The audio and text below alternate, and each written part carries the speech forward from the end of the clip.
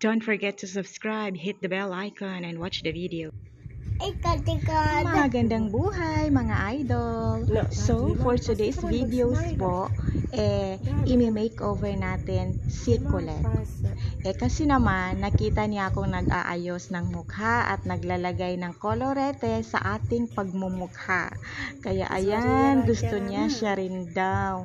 May lakad kasi kami ngayon, kaya ayan, gusto niya rin daw siya. O ayan, Colette! Tika.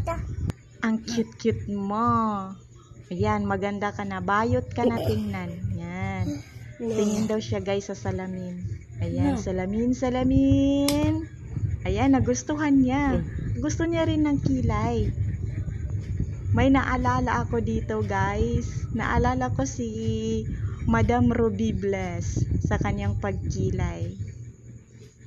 Ayan, Madam Ruby Bless, shout out po.